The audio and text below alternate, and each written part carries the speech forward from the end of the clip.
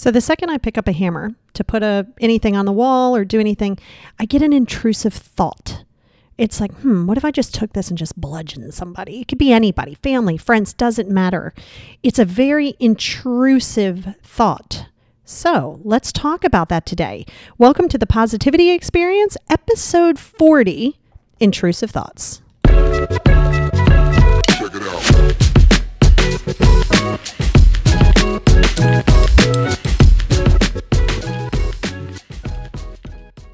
Hey everybody, and welcome back to episode 40 of the Positivity Experience. I am your host, Lori, and I'm super happy that you're here with me today.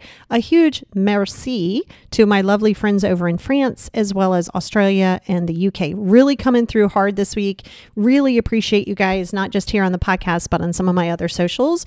And I cannot wait to come out there and visit you guys. Gosh, I love the support that you guys give the podcast and all of the other things in which I'm involved with. I just really appreciate you guys every single week.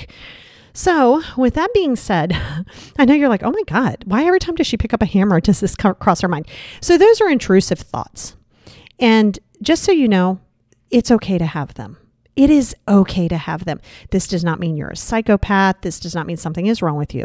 Now, I will say, and keep in mind, I never want you to self-diagnose on this podcast or anybody else's podcast, but it's a good thing to jot down to talk to your doctor about.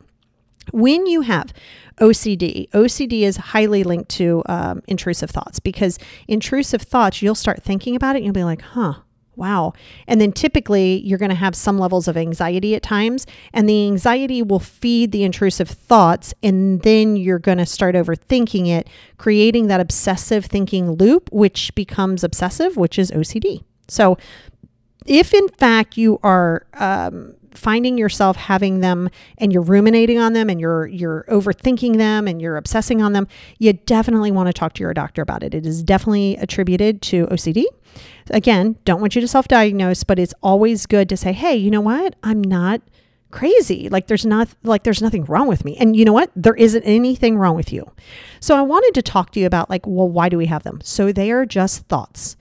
Whether you are thinking I could hit the lottery or I could bash somebody's head in with a hammer, it is still just a thought, legitimately a thought. Thoughts and feelings aren't facts. Like we've had that thought before, or that conversation before.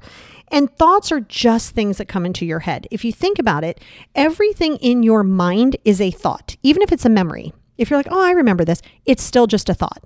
Now you start to attach that emotional connection to it.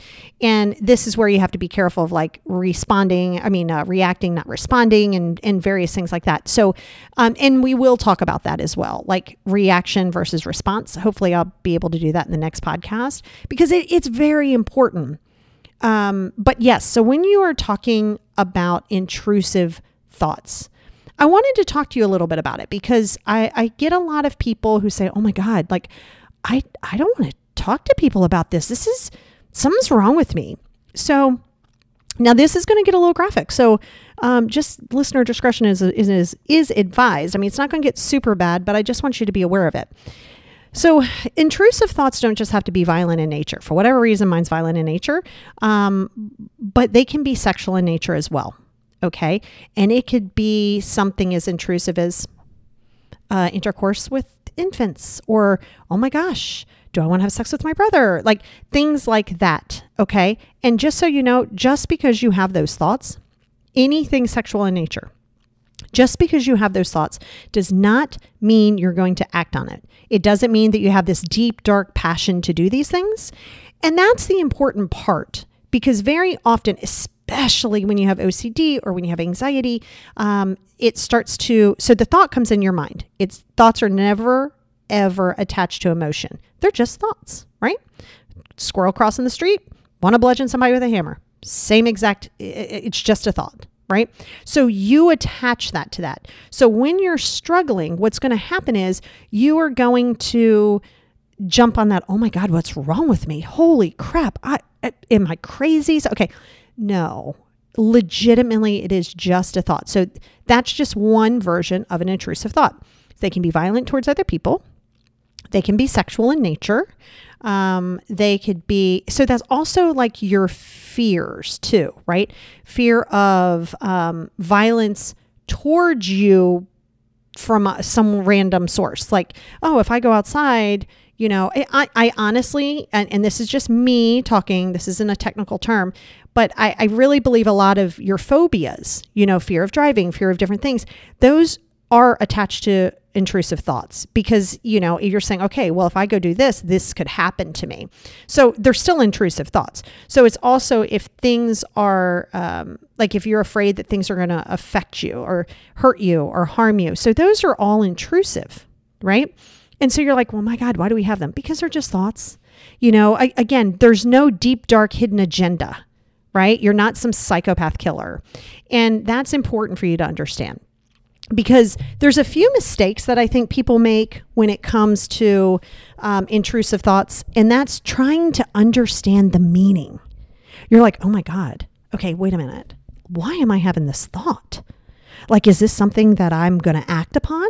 And now when you have anxiety, your anxiety will be like, oh my God, what if you lose control? Holy crap, you're going to lose control. What if you go and you bludgeon somebody with a hammer? Right? And of course, don't ask me why. It's been this way since I was a small child. Every single time I pick it, to the point where I have the hammer not in the house. Well, I do have one in the house, but the main hammer is out in the garage.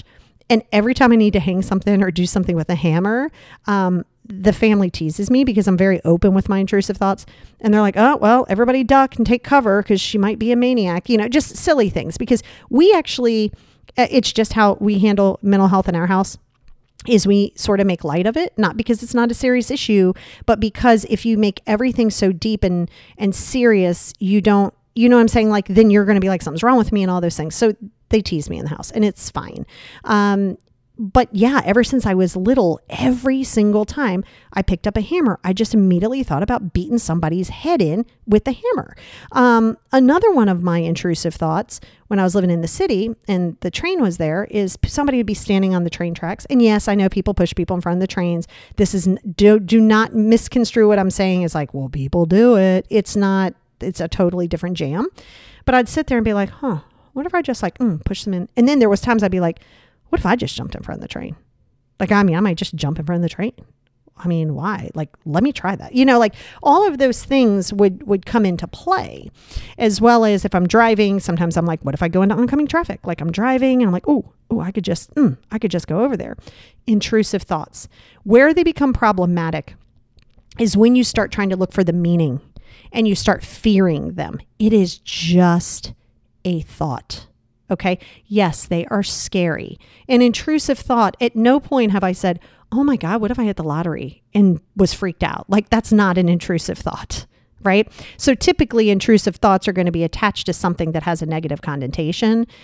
And that's why I said, you also don't have to live on that loop, right? So I take Zoloft for mine, and it's one that I really like and recommend, but there's other SSRIs that will really help. And while it is a depressional treatment, it really does help with the overthinking and the obsessive thoughts, right? So you want to talk to your doctor about that to see what they may recommend. But I will tell you, it is very helpful, as along with wellness and mindfulness and all of those things that will be part of your practice. But the big thing that you don't want to do is start to go down a deep dive that something is really wrong with you, right? Because again, I just told you they can be violent in nature, sexual in nature, fear of nature. So there's a lot of those things that come into play. So it's about just looking at it like you would a cloud. Now, I like to do this with my anxieties, with my overthinking, with my intrusive thoughts. Right? Now you can either use like a railway car. You can use anything you want. I'm just telling you what I use. A railway car, like if I'm on a train track and there's a train beside me. Clouds, I'm a massive fan of doing any thoughts or fears or anything in clouds and watching them go out into the horizon. And it's awesome because essentially what you're doing, and a huge mistake, it's going to be problematic, is you're trying to stop the thoughts. You're like, oh my God, what's wrong with me? I'm crazy. Oh my God, why would I think that way? No, you gotta ride the wave. It's just like anxiety. You gotta ride the wave. Again, it's only a thought. And it may seem weird to think, oh, sunshine and flowers, what a pretty day. And bludgeoning somebody to death with a hammer, that those are the same type of thing. They're both thoughts. They're both just a thought, right? So when you don't breathe life into the fear that you think something is wrong with you because of the intrusive thought, that's going to help you. So there's two things that you really don't want to do. Try to figure out the why and try to stop it, right? Because as mentioned before, what you resist persists, whether it's going to be intrusive thoughts or anything else. If you're like, okay, and let me give you an example of this. And it's something that they do in psychology all the time. So, okay, we're going to do this together. So take a deep breath, exhale. All right. I do not want you to think about a red apple. Do not think about a red apple. Okay. Take a deep breath. Okay. Most of you thought, okay, red apple. Don't think about the red apple. Don't think about the red apple, red apple. So that's because you're resisting it. You're resisting the thought. It's just one of the, and you may have been like, okay, I wasn't thinking about a red apple. That's great. Then you're a lot more balanced than you think you are. Because typically it's kind of that old adage of, see this button here? Don't you press that button. You're like, okay, okay. And all you want to do is press the button, right? Anything that seems like you're not supposed to do it, or it doesn't fit into your sort of box of who you are, or anything that's a little out of your realm, you have this fascination. Now, some people will be like, I ain't touching that button. Like, I don't know what's going to happen. But again, that's still based on fear. But traditionally, anything that you resist will persist. Now, another type of disorder that this could also be attributed to, and we see a lot of it, is post-traumatic stress disorder. That's PTSD. Two of the main ones I would say is OCD, PTSD, of course, depression and anxiety as well, because another form of an intrusive thought, and this is where you're like, oh my God, I just think negative. They're intrusive. If you say, oh my God, I suck. There's something wrong with me. Believe it or not, that negative thoughts are intrusive thoughts, right? You're like, wait, what? Yes. A negative thought, I just told you it could be also exacerbated by PTSD, right? So a negative thought is actually an intrusive thought. Now, it can go way over the top too. Like it could be weird, just overall weird, maybe a little like paranoia, all of those things. And it is a practice, but the thing with this is the more you suppress them, the more you question them, the more you judge them, the more you fear them, they will continue. Okay. I am telling you, you are not a psychopath. Okay. This is literally something that you don't have to like focus on it so much, because all you've got to do is you reach out to your doctor, right? You can reach out to your doctor, just get some scans or not scans, but tests, right? Get some tests and they can test you with your OCD, your PTSD. There's also medication, cognitive behavioral therapy. There's a lot of things that come in play with this, right? But understand too that when you have them, it's amazing to label them. I love to label them. So like if you have anxiety, you go, okay, this is anxiety, right? Understand it, accept it for what it is. Oh, I'm having anxiety. Oh, I'm feeling depressed today. Okay. Same thing with an intrusive thought. Oh, got to go hammer something. Ooh, maybe I should murder the family. Okay. Oh, just an intrusive thought, right? Literally label it for what it is, right? And those are the important things, because they are scary. They're a little over the top. They're a little like, what is wrong with me? Like, that's awesome. Now give it time, right? It's not just going to turn around and just go away, right? But the second you start questioning it or fixating on it, it is going to be hard. Now, I will say Mel Robbins has a really good book, The 5-Second Rule. Pretty much everybody knows that. You do 5, 4, 3, 2, 1, and then you launch, right? So it's good. And the reason you do 5, 4, 3, 2, 1 is because you don't go 1, 2, 3, 4, 5. You go 5, 4, 3, 2, 1, because that's typically when you would lift off. And so it's a good thing because it interrupts that thought, right? So you interrupt it. Anything that interrupts it is good. It's not about avoiding it. You're not pushing it away. You're just redirecting, right? 5, 4, 3, 2, 1. And then you launch. It's actually really great, but the last thing that you want to do is like engage with it. Like, oh my God, what's wrong with me? So I really want you to be extremely careful, because when you do that, or when you start to do that, it's going to start getting in your head, and then you're going to feed the negative thoughts, which is intrusive as well. And so then you're going to go down, what's wrong with me? Something, and then you're going to be afraid to talk to people about it, because you're going to think that they're going to commit you, or they're going to think that you're a psychopath killer, like all of these things. But I will tell you, they are so normal. Like people have intrusive thoughts. It's not just going to be only if you have OCD. I'm saying it gets exacerbated and can become super problematic when you can't sort of just release it, right? And that's notorious with things like OCD and PTSD and anxieties, but they're just thoughts. Okay. They're just thoughts. Like, okay, I'm a horror film junkie. Like that's just my jam. I like it. It's my favorite genre. So, when I was younger, and watched Halloween, the original Halloween. I think it came out in 78. I was like 7. So yes, I've watched horror movies since I was a very small child, like from the door. Like I think The Exorcist I might have watched when I was like 5. So I love horror films.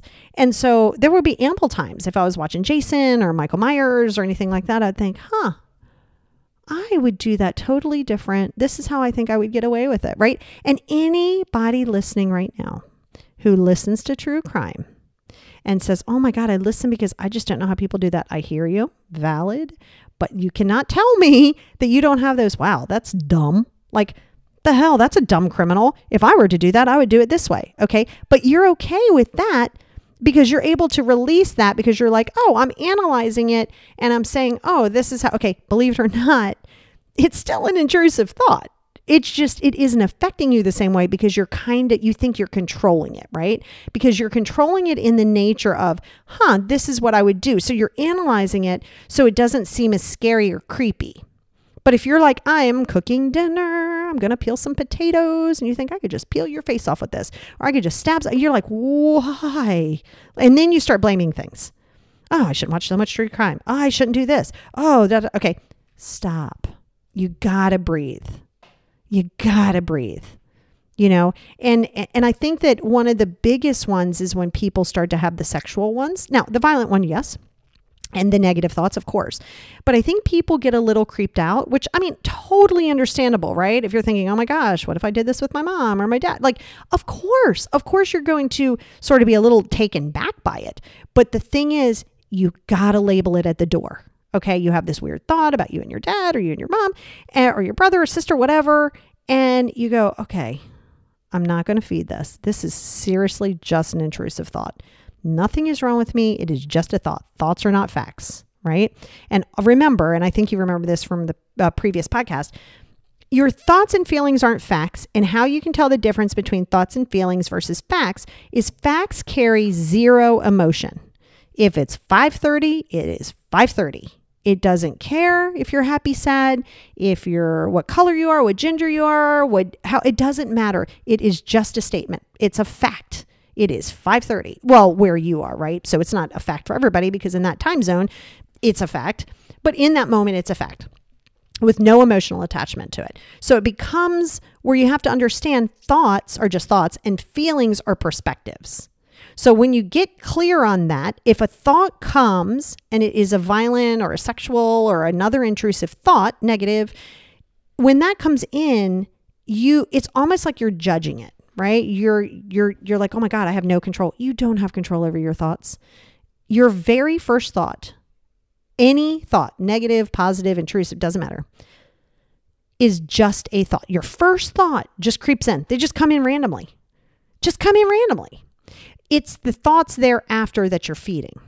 So you could be driving down the road and all of a sudden you think about something really weird. Oh, I wonder if like an alien came down and got me now. You're like, what the hell? Where'd that come from? I was literally just listening to Howard Stern. Like whatever. Because you don't want to overanalyze your thoughts because then you're going to get caught up in analysis paralysis. And that's where you start analyzing it to death. Oh my God, why? Why would I have that thought? Did I watch something? Does this mean something? Is there something wrong? Now, let me answer this question because I get a lot because you guys know I'm intuitive. You know I do energy work. And I get this question a lot. Okay. Well, how do I know it's not a premonition? Like, how do I know that this is not a premonition, that I'm seeing this in my mind's eye and all? Okay. So let me break this down. Premonition is, watch out, kitten. The cat is going to start walking across things. A premonition again carries 0 emotion. right? A premonition carries zero emotion. It's like you're watching it on TV. Doesn't mean you're not going to have a feeling about it. Doesn't mean anything like that. But the difference between a premonition and an intrusive thought or fear is that your fear, you start going over, sorry, if you hear things falling, the cat is on the desk and he is knocking things around. It is ridiculous. Anyway, and unfortunately, I can't do anything about it. He is like a small toddler and he runs the house. So the biggest thing to remember is, okay, a premonition is going to be something like you're watching a movie. Yes, you may have it like, oh my God, I get scared when I watch movies or I do this. I'm telling you right now, it's more like a vision that you're literally seeing on television. Now, in saying that, some intrusive thoughts can start to get graphic in your mind's eye, but they don't start out graphic. Okay. A premonition, you're cooking dinner. Next thing you know, you're like, holy shit, like I'm not even in my body. Like I'm seeing things happen. You're seeing the action without a thought. A premonition just comes up. It is just an action. You're going to see it. You might blank out. You might escape somewhere. You might go somewhere with it. A thought is a thought. A thought doesn't carry an image, right? You attach the image later, but a premonition is the image, not a feeling. Okay. So the premonition is going to be an image and you're going to see it. Now you say, oh, I get this like weird vibe, weird feeling. Again, very different comparison of an intrusive thought. So don't get it twisted that just because you are afraid that 15 people are going to come in and like rob the house or burn the house down, that is not a premonition. That is an intrusive thought. Now, if you're like, this is really weird, like I'm smelling smoke. That's strange. I'm smelling smoke and it feels a little warm and just bizarre. Okay. That's the difference between a premonition and, like that gut instinct kind of thing, your premonition of what could possibly happen versus the thought. So now that's clearer, right? Because it's important, because then if not, people are going to be like, well, my God, what if it's a warm? Okay. Calm down.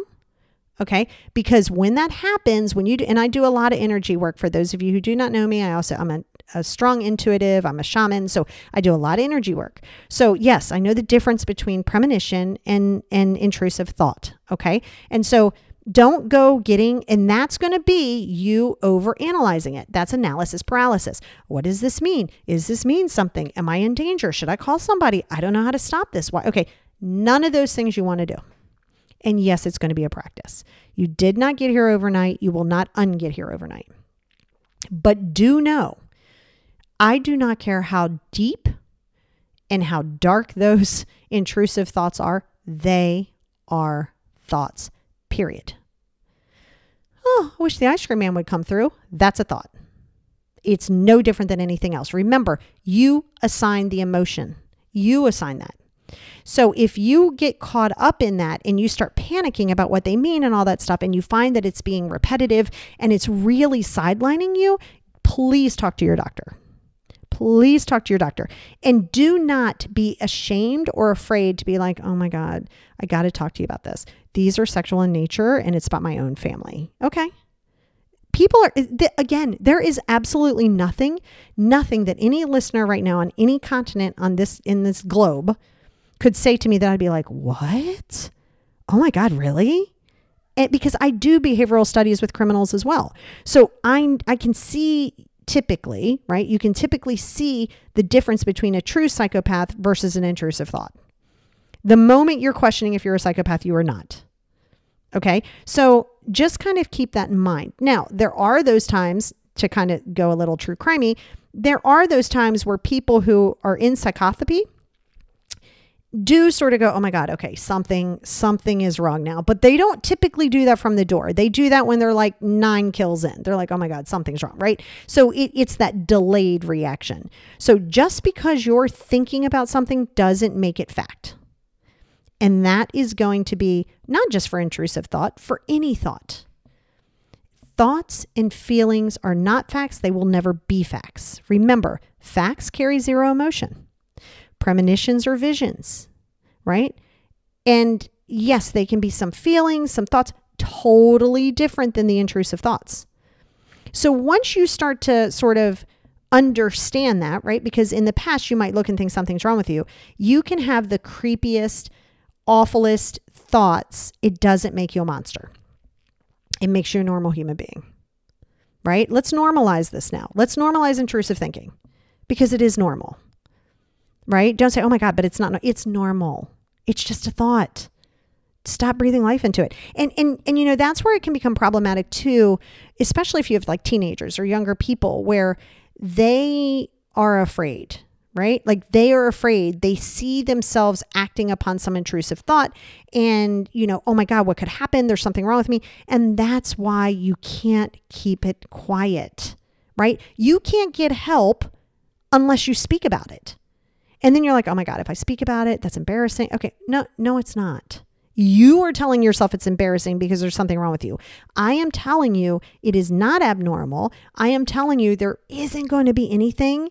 Even if you're like, well, I had this thought and vision about cows and horses and my dog. Like, okay.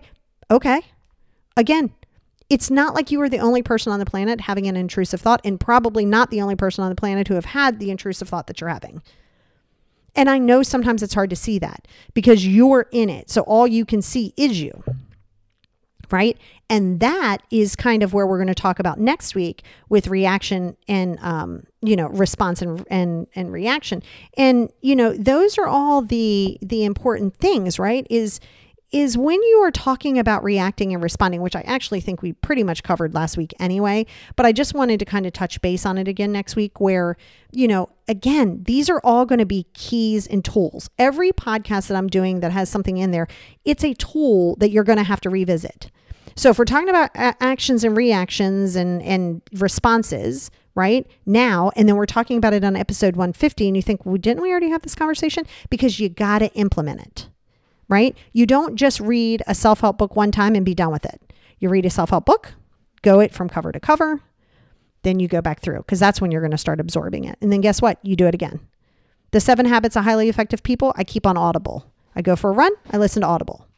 So understanding that and going into that is going to be your biggest and best friend. Be kind to yourself.